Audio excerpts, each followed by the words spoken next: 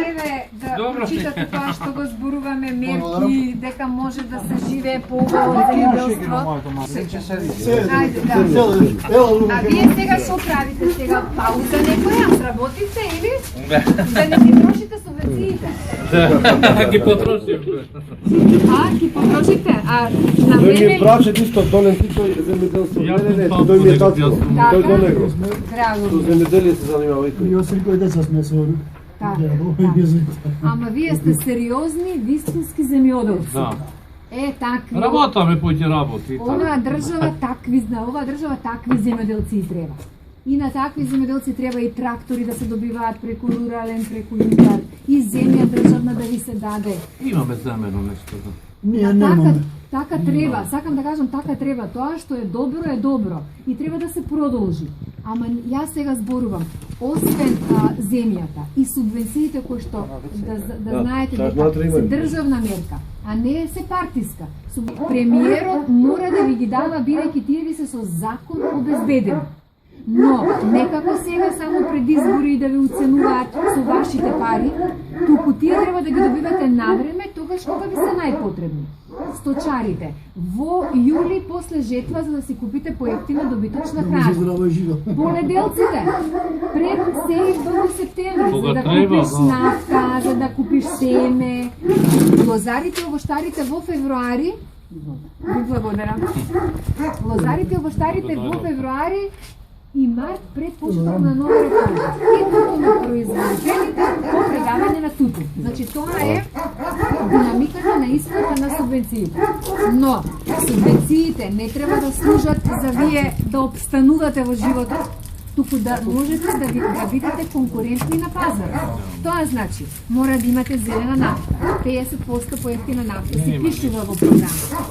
Мора да имате системи за наводнување, за да може да се зголемува приносот. И тој дел го немаме.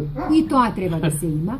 И треба да се направи, јас мислам, и прво ќе биде ревизија на поделбата на државната земјоделска земја. Мора да се види дали таа завршила во раците на вистински земјоделци како вас. Во тој дел, само малце.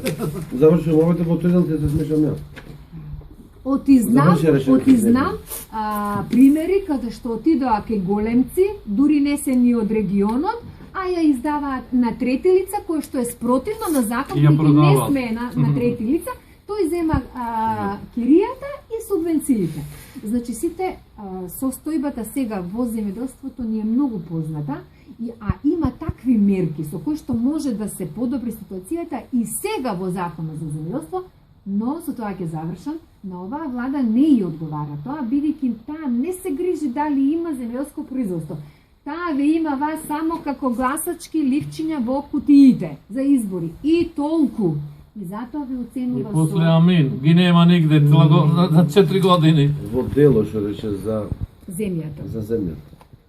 Има такви, не наименуваме никој никако. Имат големи површини земено на тендер. Посадени како воштарници или други работи. Воопшто кои не ги работат, а ги користат субвенциите. Значи на лице место да се оди да се види, и да се снима тоа. Вистинска планина, джбуној се тие. Еве овде тука. Не се ни обработува. Не, уопшто не се обработува. Знаете колку годишно и остануваат 200.000 хектари необработени на ниво на држава. Значи ние имаме вкупно 600.000 хектари. 200.000 хектари не се обработуваат, тоа е 1/3 од нашата земја не се обработува. Една од причините е и ова. Да. Една од причините. Има и имотно-правни односи, има неквалитетна некоја класа. Така што се откажуваат од тендерите. Значи ја зема на тендер, гледа во какво состојба и трета, четврта класа и се откажува. Останува необработено, и не му се исплати на земјоделците. Вака тракторите им се паркирани затоа што со 6,5 денари, со 7 денари пченица, па луѓе жално е, греота е. Ка? Се тоа може да биде подобро доколку сака влада.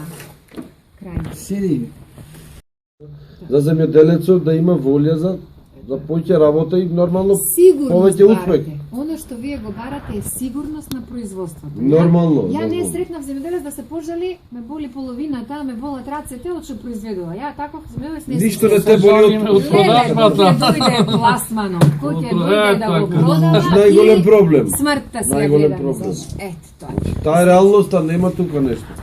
Само сигурност да застане државата. Ако нема трговецот, имаш економски промотори, имаш агроберса, имаш амбасадори, имаш луѓе кои што земаат плата од оваа држава за вас да ви помогнат со наоѓање на пласман. Никој тој Нема такви активни досега.